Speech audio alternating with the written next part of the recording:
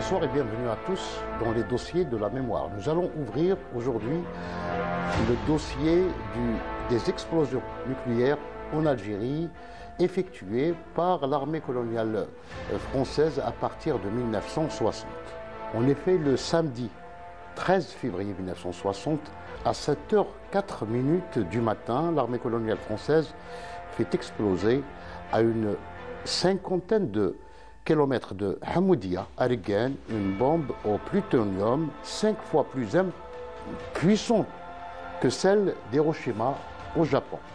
Cette première explosion atomique, dénommée Gerboise bleue, sera suivie par 3 autres au niveau du site de Reguenne. Gerboise blanche le 1er avril 1960, Gerboise rouge le 27 décembre 1960 et Gerboise verte le 25 avril 1961. Au total, la France a procédé à l'explosion de 20 bombes nucléaires, aériennes et souterraines dans la région de Reguenne et dans les cavités du massif du Hogar, au mépris de la sécurité de la population locale et bien sûr de l'environnement. Pour aborder ce dossier brûlant, j'ai le plaisir de recevoir le docteur Ammar Mansouri.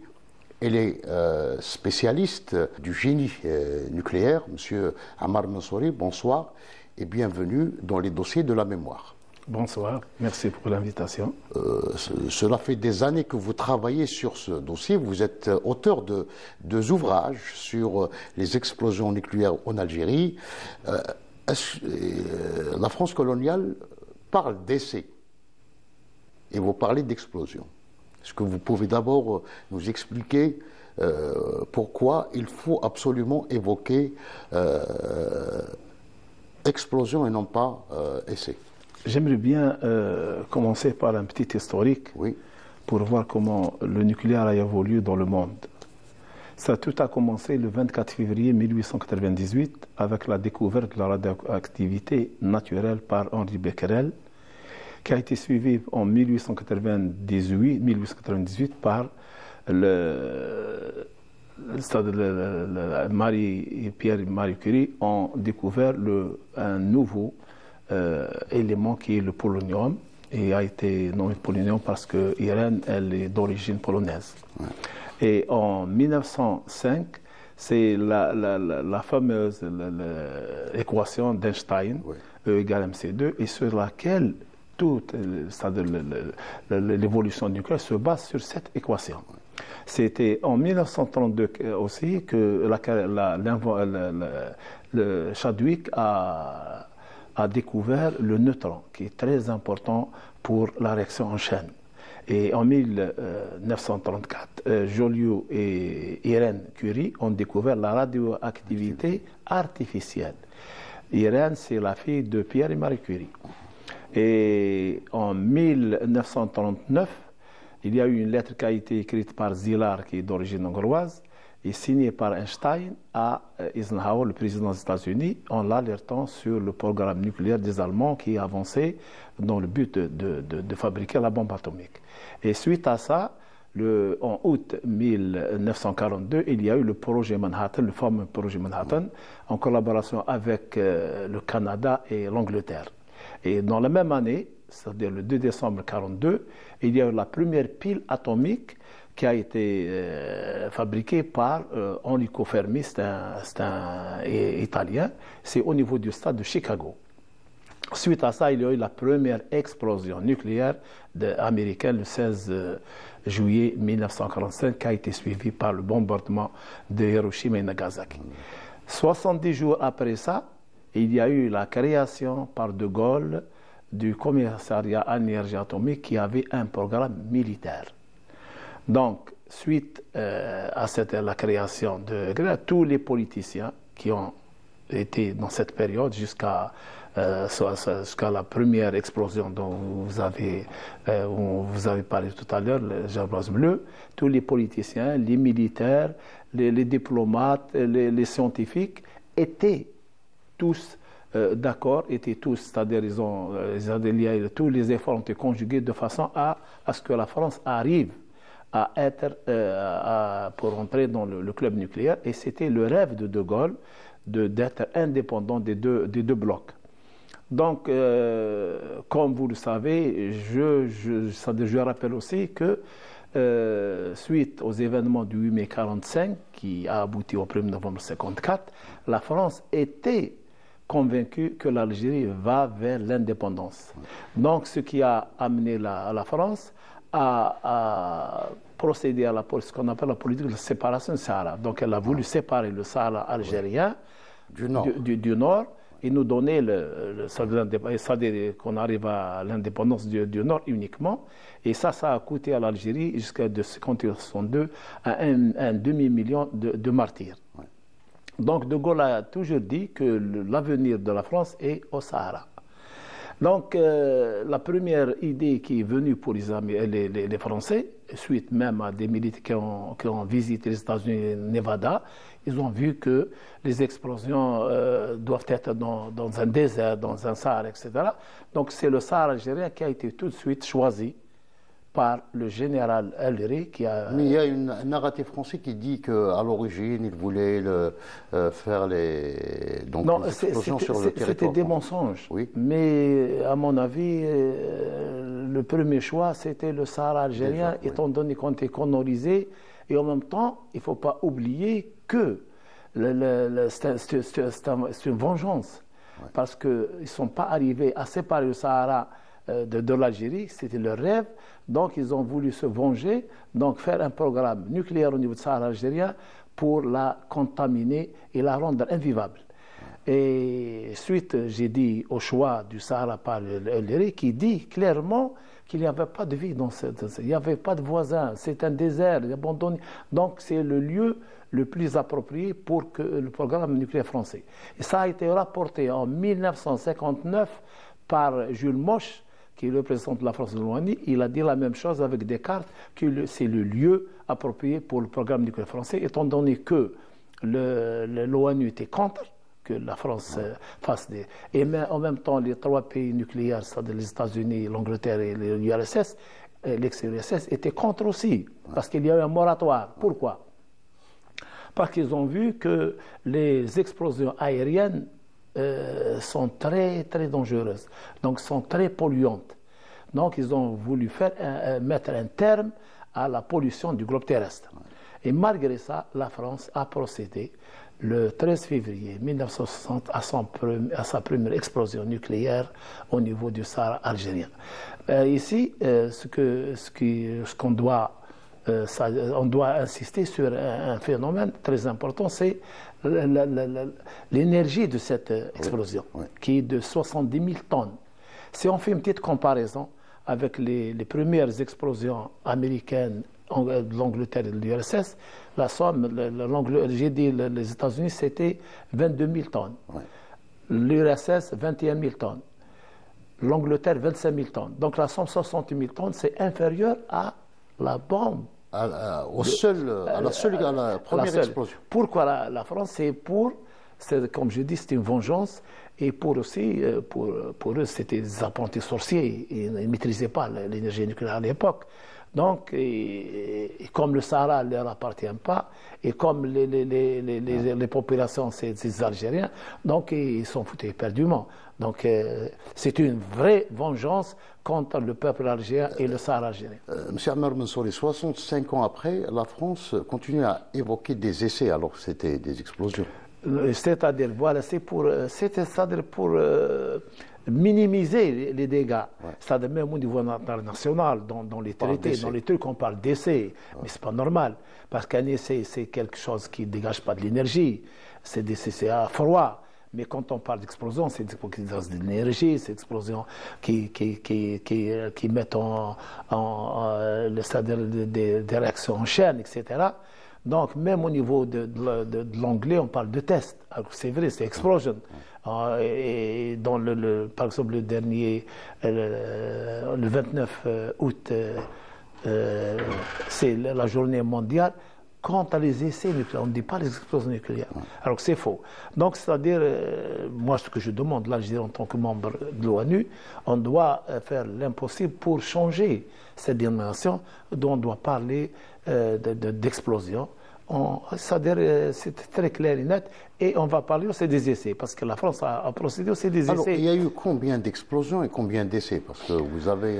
C'est-à-dire, réellement, ce qu'on est arrivé à voir, parce qu'on dit toujours ce qui est disponible, parce qu'on n'a pas d'archives, il ne faut pas oublier, mais avec les mémoires des Français, avec certaines documentations, avec actuellement... Et puis il y avait des analyses du sol également. Les analyses du sol, ça nous a permis d'avoir actuellement 20 explosions, 4 souterraines, 4 aériennes et 16 souterraines. Jusque-là, on parlait de 17. Hein, parce qu'avant, on parlait de 13. Oui. De 13. Actuellement, non. On a découvert qu'il y a eu aussi 3 explosions souterraines, ce qu'on appelle les PNE. Oui. Peaceful Nuclear Explosions, c'est-à-dire les explosions pacifiques. Donc, ils ne les ont pas comptabilisées. Donc, nous, on doit les comptabiliser parce qu'elles ont contaminé le sol algérien. Donc, actuellement, il y a 20 explosions. En ce qui concerne maintenant les essais, oui. Il y a eu 35 essais froids qui ont eu lieu dans des puits à Hamoudia. Oui. Et dans ces essais, on utilise du plutonium. Pour votre information, le plutonium, c'est l'élément le plus dangereux chimiquement et radiologiquement. C'est le plus dangereux. Et dans la demi-vie est de 24 400 années. Et pour faire disparaître le plutonium, il faut 10 fois ça, c'est 244 000 ans. Donc c'est une réalité scientifique. Donc ces 35 explosions, il y a eu même des accidents dans ces 35 explosions. Et il y a eu maintenant du côté de Heinecker, il y a eu 5 essais, ce qu'on appelle les essais opération pollen. Donc, c'est des essais, on a utilisé aussi du plutonium. Et on a ramené même des soldats français de l'Allemagne, parce que c'était dans le cadre de la préparation d'une guerre nucléaire. Donc, on a utilisé du plutonium pour voir comment se comportent les soldats et comment, c'est-à-dire s'il y a une explosion nucléaire, comment le matériel, comment doit réagir, etc. Donc, c'est des études qui les intéressaient pour se protéger, pour voir le comportement des soldats, etc. Donc, au total, 35 plus 5, c'est 40. 40 plus 20, c'est 60. Donc, actuellement, le nombre exact, c'est 60 explosions et essais nucléaires qui ont eu lieu au niveau de l'Algérie. C'est au moins 800 kilotonnes qui ont explosé au niveau de l'Algérie.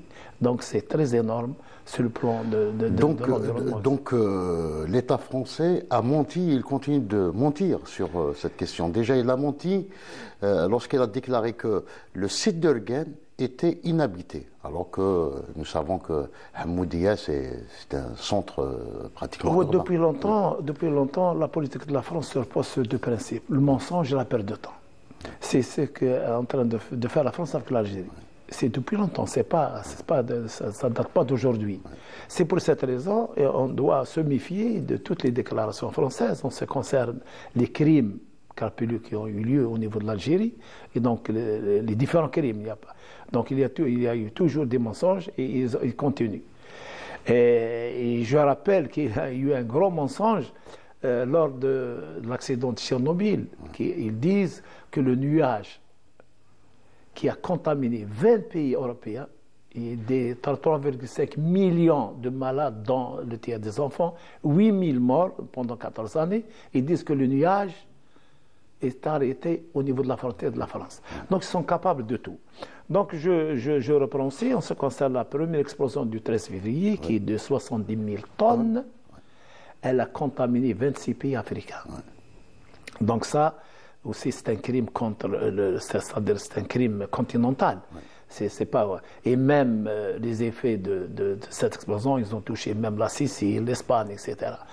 Donc, la France, lors de cette première explosion, elle connaissait très très bien les conséquences sur l'environnement et la santé des explosions nucléaires, étant donné que Ces conséquences sont connues après le bombardement d'Hiroshima et Nagasaki.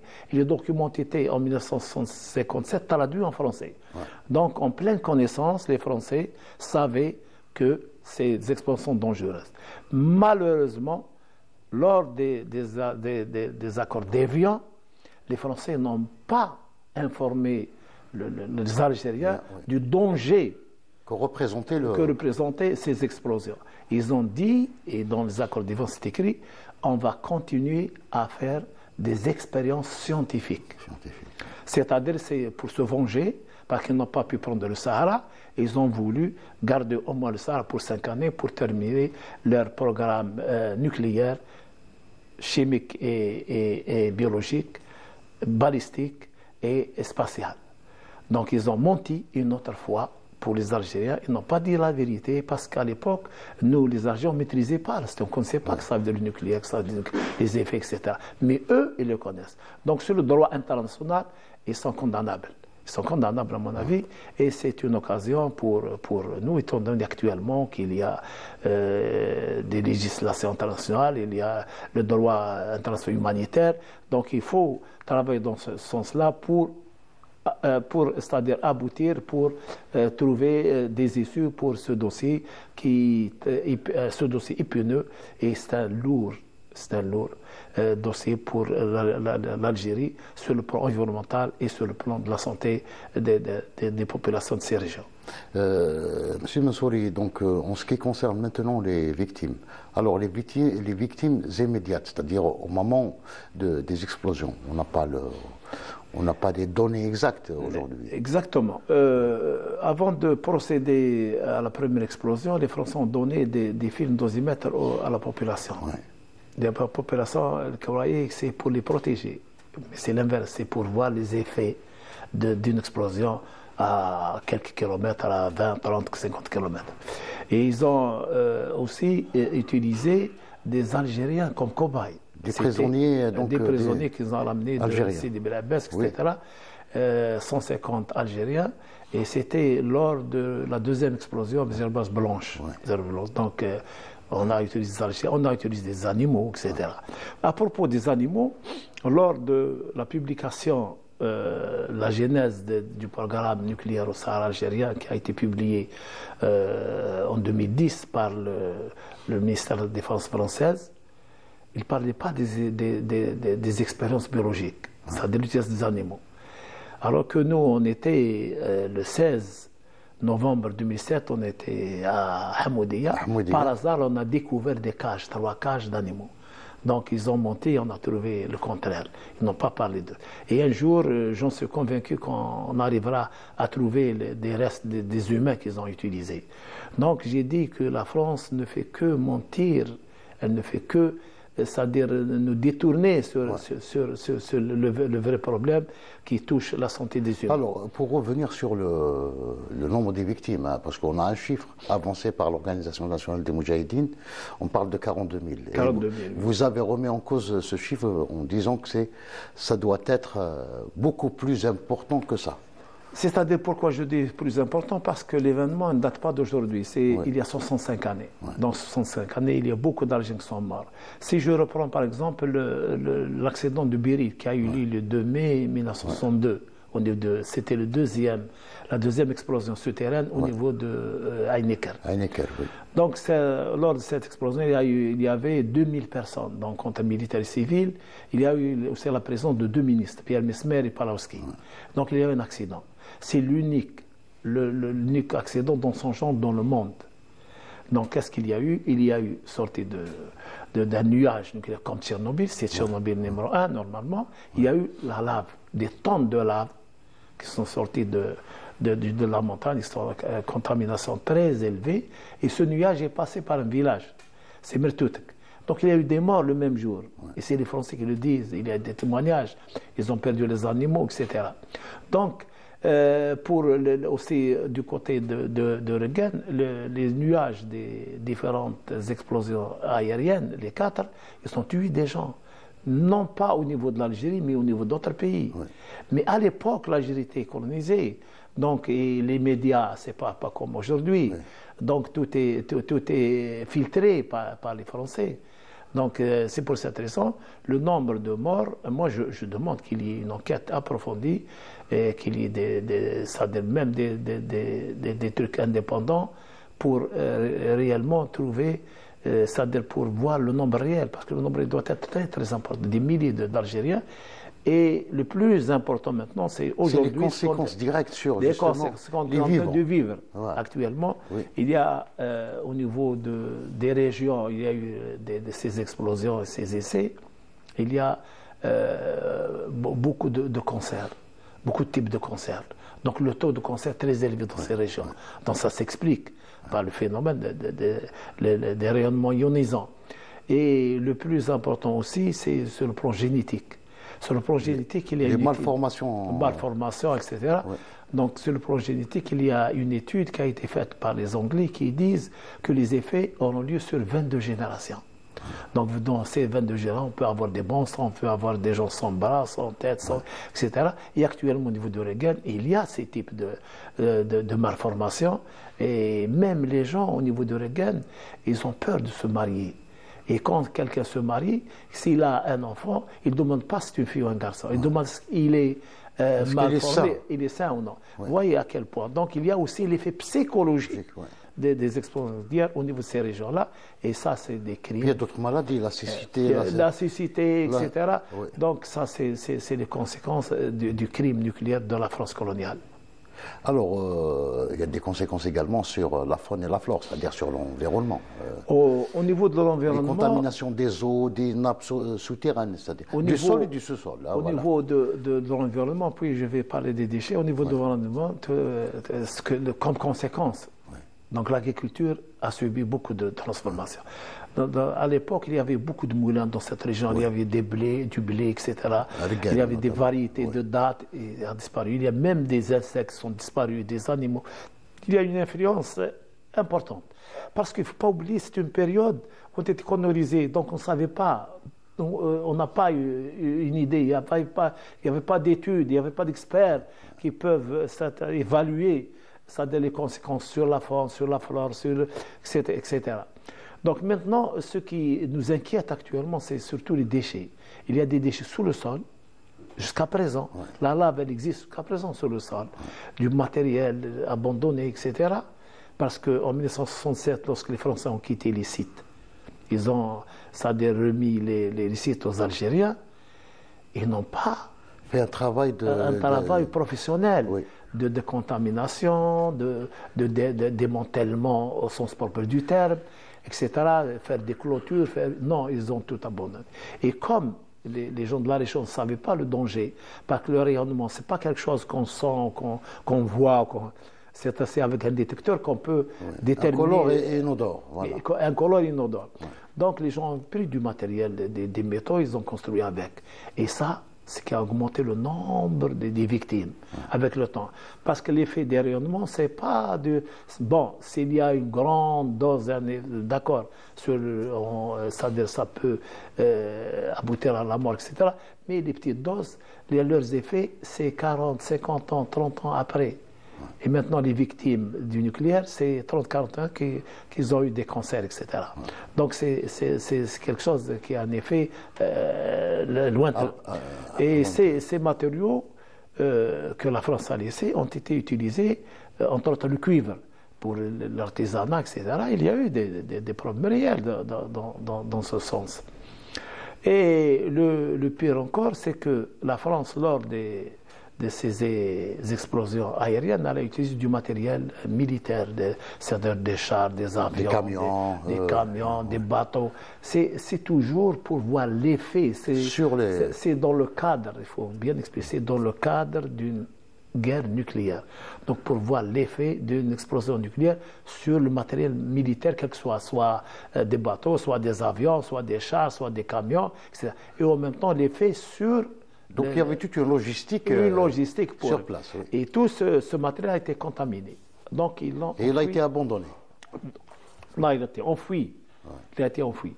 Et malheureusement, on n'a pas jusqu'à présent, l'Algérie demande à maintes reprises d'avoir ces cartes pour pour la gestion de ces déchets nucléaires, elle n'a pas eu.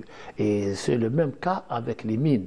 Donc les mines, c'est en 2007 qu'on a pu avoir les cartes dépassées par le temps, donc ils ne servaient à rien. Et la France continue. Donc c'est un autre crime, parce que quand on ne donne pas les cartes, si demain il y a un problème au niveau de ces déchets-là, c'est des victimes, de nouvelles victimes algériennes. Alors que nous, on est en train de demander à la France, sur le plan humanitaire, pour qu'il n'y ait pas d'autres victimes, pour mettre un terme à cette situation. Et ils répondent négativement à chaque fois. Et il y a aussi le problème de 2 poids 2 mesures que la France est en train d'appliquer entre l'Algérie et la Polynésie. La Polynésie. Parce qu'après avoir terminé son programme en Algérie, ils ont terminé leur programme au niveau de la Polynésie à partir de 1966.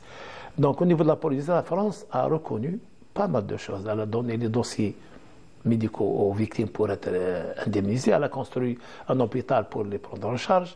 Elle a décontaminé et elle a, même pour les déchets, elle a procédé à un système de géomécanique de suivi, parce que pour les atolls, c'est bouge, etc. Donc elle a donné le maximum. Et pour l'Algérie, actuellement, nous, au niveau de la montagne de Tenafella, il y a eu les 16 explosions aériennes. Elle menace ruine. Donc la montagne, elle a été... c'est-à-dire, elle mérite d'avoir un système géomécanique pour le suivi, si elle bouge, etc. Parce que si jamais un jour ces déchets nucléaires, ces éléments de la fission qui se trouvaient à l'intérieur de la montagne sortaient, donc c'est un autre crime, etc. Donc il y a eu beaucoup de crimes. Vous parlez des montagnes et vous parlez donc de ces essais, les explosions souterraines. Donc même là, la France, paraît-il, avait également menti parce qu'ils n'ont pas creusé les tunnels en profondeur, mais horizontal. Qu'en est-il exactement? Les tunnels, ils ont creusé 13 tunnels. 13 tunnels horizontalement, ça peut arriver jusqu'à 1 kilomètre. Et malheureusement, ça a été creusé par les Algériens et les Africains. Ils ne sont même pas reconnus. Parce qu'actuellement, comme vous le savez, les archives concernant l'état civil, on ne l'a pas. Donc, la France a tout pris. Donc même si un Algérien ou un Africain il demande à être indemnisé, il n'a pas le dossier, c'est-à-dire les documents nécessaires. Et aussi, ils ont creusé des galeries au niveau de Guin Plateau, c'est pour le commissaire à l'énergie atomique. Il y a 14 tunnels. 14 tunnels sont creusés et au niveau de ces 14 tunnels, après 67, ils les ont fermés avec du béton, tout court. C'est ça la décomptase. Mais il y a toujours la radioactivité à l'intérieur qui peut menacer un jour, c'est-à-dire l'environnement. Donc la France, après 67, n'a pas fait son travail correctement comme il se doit. Et même au niveau international, il y a des procédures, il y a des normes, parce que le nucléaire ne pardonne pas, comme l'a dit Einstein, l'atome ne pardonne pas. C'est pour cette raison que la France est condamnée actuellement, à répondre favorablement à l'Algérie en ce qui concerne ce dossier, notamment tout ce qui concerne les archives et les déchets nucléaires. Pour les archives, je rappelle que dans le cadre de la loi des archives en 2008 au niveau de la France, les archives concernant le nucléaire au niveau de Sarragé sont devenues incommunicables. C'est un autre crime. Non seulement tu procèdes à des explosions dans un pays qui ne t'appartient pas, dans une qui ne t'appartient pas, et tu contamines, et tu tues, etc., et tu ne donnes même pas l'information. Donc c'est non-assistance à personne en danger. Parce que pour moi, si on ne donne pas ces cartes, on ne donne pas ces informations, on ne donne pas ces trucs-là, ça veut dire qu'on n'assiste pas à des populations qui sont en danger. Donc sans ces archives, on ne peut pas mesurer l'impact réel de ces explosions. Les archives, c'est le point de départ. Parce que quand on aura les archives. Parce que les archives, les Français parlaient de bombes atomiques. Non, on n'a pas besoin de ça. On a besoin des archives pour connaître réellement quels sont les types d'explosions qui ont été effectuées au niveau du Sahara, les types d'essais, leur importance, la nature, les lieux. Les composants, il se peut qu'il y ait eu d'autres lieux qu'on ne connaît pas. L'enfouissement des déchets où sont enfouis, et en même temps nous donner les archives de l'état civil aussi, les gens qui ont travaillé avec la France. Parce qu'il y a beaucoup d'Algériens qui ont travaillé depuis 1957. Ils ont creusé les tunnels, etc. Ils ont continué même après. Pour moi, c'est des cobayes aussi. On les a à leur insu. C'est-à-dire on les a exposés. On les a exposés à la radioactivité, et on leur donne des films de ça. Maintenant, pour les étudier. Parce que pourquoi utiliser les êtres humains? Parce qu'il faut expliquer. C'est pour développer les tenues de radioprotection. Parce qu'on doit développer tout ce qui nous permet de se protéger de la radioactivité. Et pour faire ça, il faut utiliser des êtres humains pour voir l'effet à plusieurs intervalles, par exemple à 1 km, à 2 km, etc., etc. Donc les argents ont été utilisés à Regan, donc les populations ont été utilisées, d'autres qui ont travaillé avec eux à des distances près, et les prisonniers. Donc ils ont exploité tout ça pour leurs études, pour développer. Et effectivement, ils ont développé des trucs pour se protéger. Et l'utilisation des êtres humains n'est pas française. Même les Américains, tout le monde a utilisé, et même dans le cadre même du développement des médicaments, quand on développe des médicaments, on utilise des êtres humains. Mais dans le cas des Algériens, ils ne savaient pas, parce qu'on les a... Non, en général... On les a donc fait travailler dans ces sites...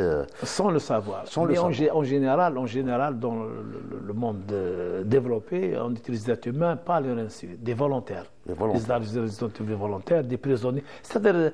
pas à leur insu. Mais nous, comme on était colonisés, donc ils ont profité de la situation, ils ont pris des prisonniers, etc.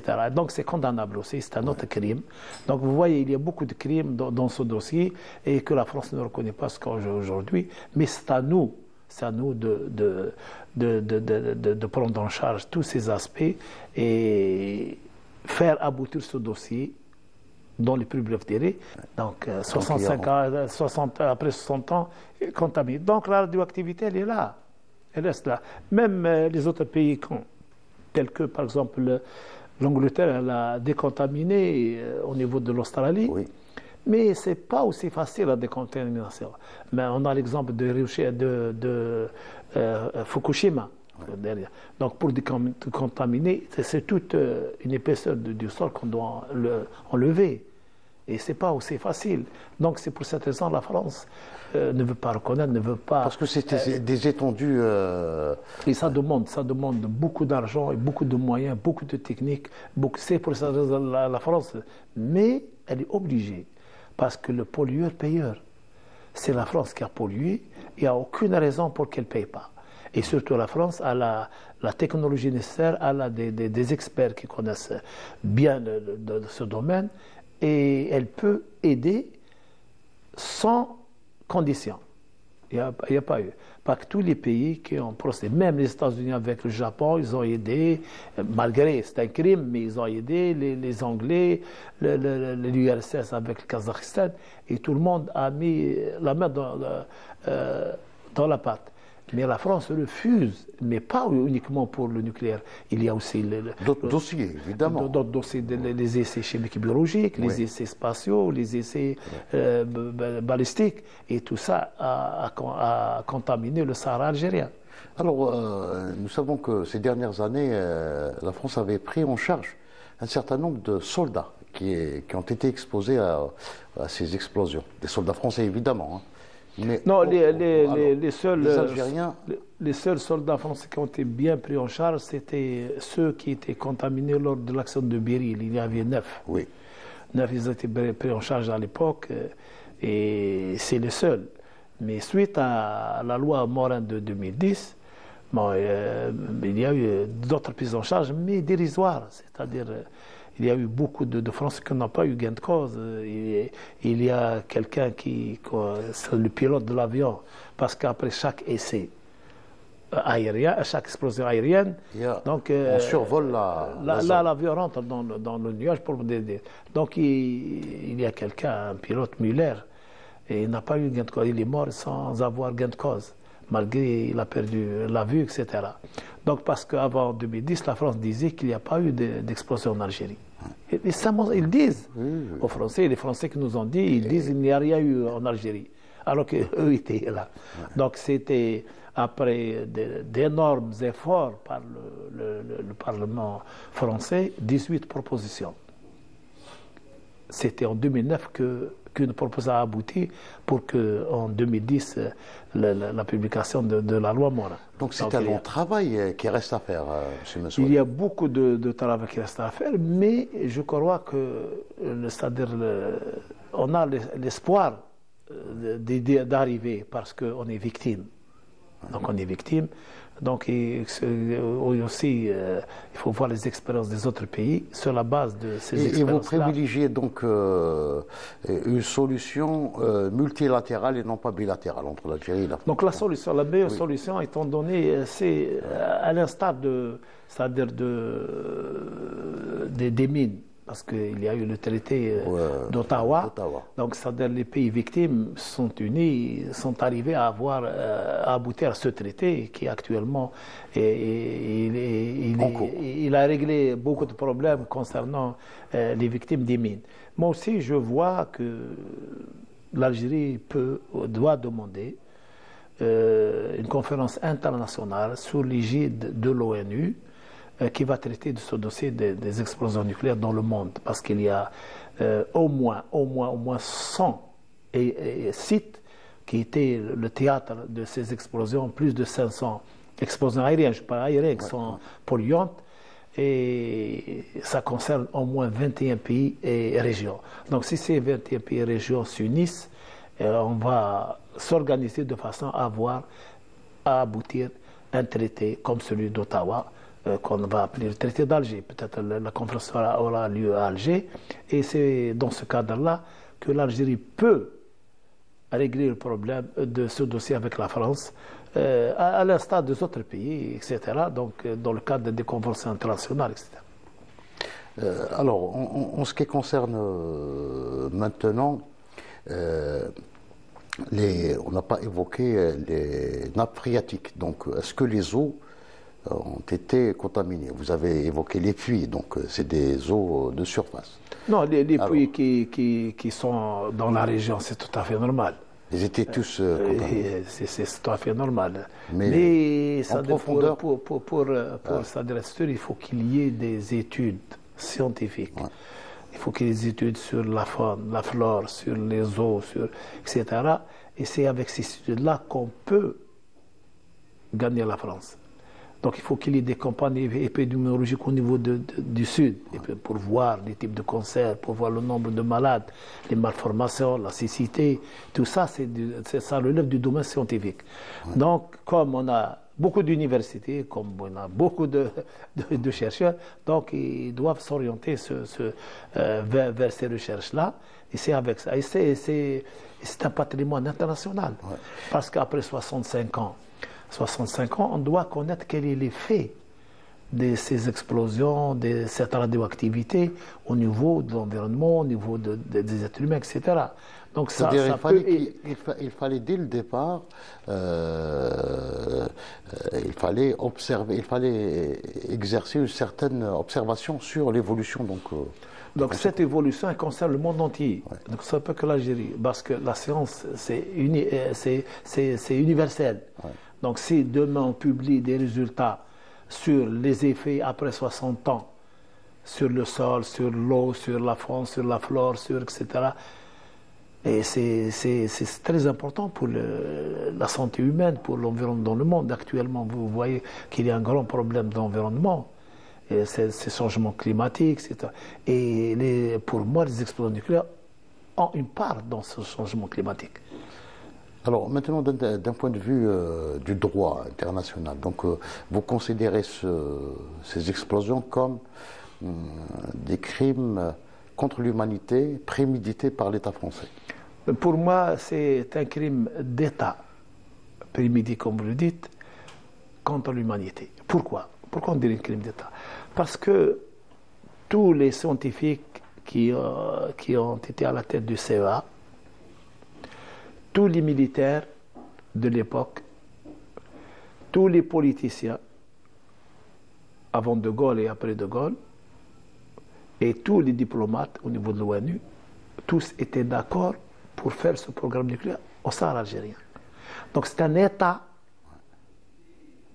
qui a procédé, et ce n'est pas une partie ou deux, c'est un État. C'est pour cette raison, c'est un crime d'État contre l'humanité, contre les Algériens, et c'est-à-dire qu'à leur insu, parce qu'on n'a pas demandé leur avis pour faire l'exploration au Sahara, et en même temps, on ne les a pas pris en charge par la suite, ce qui est malheureux. Et plus dangereux encore, on ne les a pas informés des dangers des explosions nucléaires, des dangers, les effets, les conséquences, etc., après leur départ. Donc il y a beaucoup de crimes qui se succèdent et perpétrés par la France contre les populations au niveau du Sahara algérien. Et ça continue. Même aujourd'hui, on est en 2025, on n'a pas les cartes des déchets, on n'a pas des informations exactes. Et sans ces cartes, on ne peut même pas justement mener les études que vous avez évoquées tout à l'heure. Parce que quand on ne connaît pas les lieux d'enfouissement, demain s'il y a un projet quelque part, on peut tomber sur des déchets. Et c'est grave. Donc pourquoi ne pas avoir ces cartes et pour prendre une gestion rigoureuse et sérieuse de ces sites pour éviter d'autres victimes. Et ça, c'est humain. Alors, au niveau du site donc, de Rguel, le premier site, il y a soi-disant une clôture. Hamoudia, donc il y a une clôture qui a été rafistolée au lendemain. Donc, non, la clôture au niveau de Hamoudia, c'est pas la France qui l'a faite, c'est l'Algérie. C'est l'Algérie. Non, la France n'a pas fait une clôture. Elle a fait une clôture au niveau de Ternafella. Oui. Pourquoi? Parce que c'est à cause de la lave, etc. Mais c'était une clôture accessible. Donc les animaux peuvent pénétrer, etc. Au niveau des Hamoudia, les 4 explosions aériennes, il n'y a pas eu de clôture. Et c'est malheureux parce que la distance entre le Gerboise bleue et Gerboise blanche, 12 km. 12 km. Entre Gerboise bleue et Gerboise rouge, 6 km. Entre Gerboise bleue et Gerboise verte, 2 ou 3 km. Donc c'est un site énorme. Donc c'est très grand. Et même quand on visite ces lieux, tu vois le sable à vue d'œil vitrifié. Du sable vitrifié. Donc c'est énorme. C'est difficile de fermer toute cette zone, mais il y a possibilité avec contribution. Donc c'est un travail normalement qui doit être fait avec la coopération. Parce qu'au niveau de, justement, je dois parler du traité du 7 juillet 2017 pour l'élimination totale des armes nucléaires, qui est un danger pour toute l'humanité. Donc il y a 122 pays qui ont voté pour. Malheureusement, les pays nucléaires n'ont pas voté, n'ont pas accédé à ce... Donc, dans l'article 6, qu'est-ce qu'il dit? Il dit que c'est l'assistance aux victimes, donc dans cet article. Et dans l'article 7, il parle de la coopération internationale. Donc, les gens sont conscients, c'est un problème de coopération internationale. Ce n'est pas à l'Algérie seule de régler un problème du nucléaire. La France n'a pas signé ce... Pardon? N'a pas ratifié ce traité. Non, tous les pays nucléaires, y compris la France, n'ont pas voté, n'ont pas signé. Non, signé, même pas signature, n'ont pas signé. Donc ils sont contre. Et malheureusement, ces pays continuent à développer les armes nucléaires au niveau des laboratoires, au niveau donc, des simulations, des trucs. Ils continuent. Ils n'arrivent pas à mettre un terme. Alors que le monde entier, ça contendait le monde, la majorité de ce monde, donc c'est des milliards de gens qui sont contre les armes nucléaires et pour l'abolition totale des armes sur le globe terrestre. Donc c'est une menace pour toute l'humanité, c'est une menace gratuite. Monsieur Msouri, vous avez accompagné l'association des victimes donc, dans leur lutte pour au moins une reconnaissance déjà de statut de victime. Qu'en est-il du travail de cette association donc? Il y a des associations locales, c'est ça le problème, notre problème. Au niveau de Rguel, il y a 2 associations, au niveau de Tamaras, il y a 2 associations. Mais les associations en général, pour qu'elles aboutissent, fassent un bon travail, il faut qu'elles soient bien encadrées. Et l'encadrement, ça manque. Il faut qu'il y ait des chercheurs, des enseignants, des avocats, des juristes. Vous voyez, donc c'est pas une mince faire un affaire. travail de lobbying. Donc l'objectif, c'est d'arriver à une association nationale d'aide aux victimes. C'est ça ce qu'on doit faire. C'est-à-dire qu'il y a beaucoup de gens qui sont capables, donc c'est des retraités peut-être, des chercheurs, des enseignants, des avocats, des juristes, des médecins, ils peuvent aider et faire valoir le droit de ces victimes au niveau national comme au niveau international. À ce sujet, il y a eu le 13 septembre une correspondance du Conseil des droits de l'homme à Genève. Donc deux correspondances, une pour la France et l'autre pour l'Algérie. Donc pour la France, il y a 14 questions auxquelles elle doit répondre, et pour l'Algérie 10. Le malheur, c'est que le Conseil des droits de l'homme, ils ont mis l'Algérie et la France dans le même sac. Ils ont mis la victime et le criminel dans le même sac. Alors que normalement, non. Moi, j'ai répondu à cette correspondance au niveau de Khabar le 24 décembre. C'est-à-dire, j'ai dit clairement que l'Algérie ne doit pas répondre avant la réponse de la France. Parce qu'on doit connaître. Parce qu'une des questions, ou deux questions qui m'intéressent, une, ils disent, est-ce que vous avez demandé pardon à l'Algérie? Ils demandent ça. La deuxième, c'est des experts de l'ONU qui ont fait cette correspondance. La deuxième question, ils disent, est-ce que vous avez fait des études pour les pays limitrophes de l'Algérie qui ont été contaminés? C'est important. Bien sûr. Mais quand on interpelle l'Algérie et la France en même temps, ce n'est pas normal. Donc c'est pour ça que moi j'ai dit, on doit connaître la réponse de la France sur 14 questions pour qu'on puisse nous répondre par la suite. Et ça, c'est plus logique, plus crédible. Et la France refuse de répondre, je pense. La réponse, je ne sais pas au courant s'il y a eu, parce que j'ai vérifié qu'il n'y a pas eu de réponse de la France pour le moment, mais à ma connaissance, mais ça n'a pas de... Alors, d'un point de vue scientifique, pour que nos téléspectateurs comprennent, etc., la durée de vie donc de la radioactivité. Non, en radioactivité, on parle de demi-vie. C'est-à-dire, bon, il faut expliquer que... Voilà, d'un point de vue scientifique, vraiment. Et il faut expliquer que l'uranium naturel est fertile. Fertile, c'est-à-dire pas fissile. Il faut l'enrichir, donc il y a 0,7% de fertilité. Donc c'est pour ça qu'on parle de l'uranium enrichi. Donc enrichi à 20%, ça pour qu'il soit fissile. Et quand on le bombarde par un neutron, il donne du plutonium. Et le plutonium à son tour, il est fissile. Donc on l'utilise aussi pour... Donc quand on bombarde du uranium enrichi ou bien du plutonium, on obtient des produits de fission. Ces produits de fission ont des durées de demi-vie différentes, de la seconde jusqu'à des milliers d'années. Si je prends l'iode, par exemple, 131, il a une durée de demi-vie de 8 jours et quelques, 8 jours. Ça veut dire, si tu inhales l'iode 131, il reste dans ton corps pas 8 jours, 10 fois 8 jours, parce que 10 fois la période pour qu'il s'élimine. Des fois. C'est pour cette raison, quand on est devant une installation nucléaire, etc., s'il y a un accident, on bloque la thyroïde avec de l'iode, pour que l'iode radioactive parte, ne se fixe pas sur la thyroïde, à peu près. Si je prends le césium c'est 30 années. Pour que ce césium disparaisse, il faut 300 ans, 10 fois. 10 fois. C'est la demi-vie. Donc pour le plutonium, c'est le plus important, il est plus utilisé dans les bombes atomiques, etc. Donc il a une demi-vie de 24 400 années. Donc pour qu'il disparaisse, il faut 244 000 années. Et le plutonium, il émet des rayonnements alpha. Alpha, avec une feuille, on peut le stopper. Mais au contact, voilà, par inhalation, une ingestion, il reste toute la vie, il reste éternellement.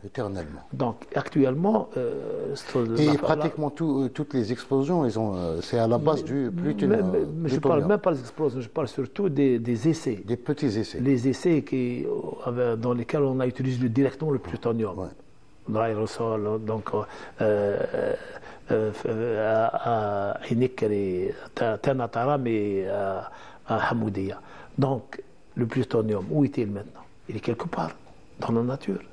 Donc il est fixé sur du sol, il est fixé sur des êtres humains, il est fixé quelque part. Vous voyez le danger. C'est pour cette raison, la France, elle veut, c'est-à-dire, comment dirais-je, ne pas reconnaître, parce qu'ils savent très bien que c'est très grave ce qu'ils ont fait, parce qu'ils n'ont pas protégé les populations, ils n'ont pas protégé la nature, et ils ont fait, c'est-à-dire, ce programme il a été exécuté en Algérie comme vengeance, comme etc., pour qu'ils puissent accéder au club nucléaire sur le dos de l'Algérie, au détriment de l'Algérie. Et c'est pour cette raison la France doit payer. Elle doit payer. Elle est la 4e puissance nucléaire. Donc, comme je dis toujours, les armes nucléaires pour la France et les déchets pour l'Algérie.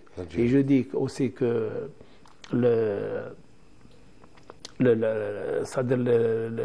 rayonnements ionisants, c'est pour les Algériens. Et les bienfaits, c'est pour la France.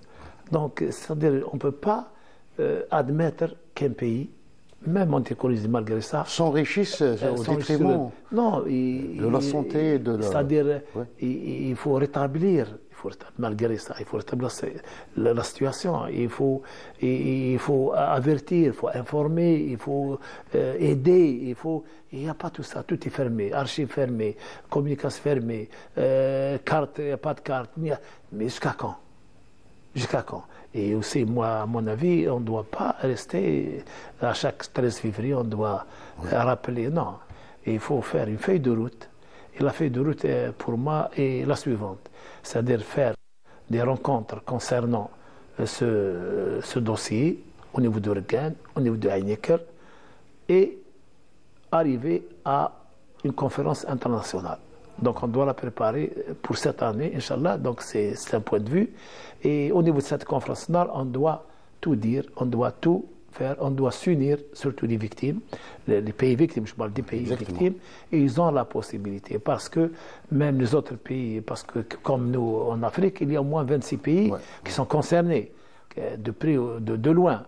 Et donc dans les autres régions du monde aussi, au niveau de l'Asie, etc. Donc il faut que les pays victimes s'unissent dans un cadre international. Et il y a l'ONU, il y a quand même un cadre international, instances internationales qui nous permettent de faire ce travail, et surtout pour mettre un terme à d'autres victimes. C'est ce qui nous intéresse, c'est d'autres victimes. Si je vous donne un exemple, au niveau des États-Unis, ils ont construit pour les déchets un truc bancaire, c'est-à-dire c'est pour 25 000 ans. 25 000 ans, parce qu'ils savent que le prix donc pour 25 000 ans, vous voyez. Et nous, les déchets sont dans la nature. C'est ouvert. Donc c'est pas normal.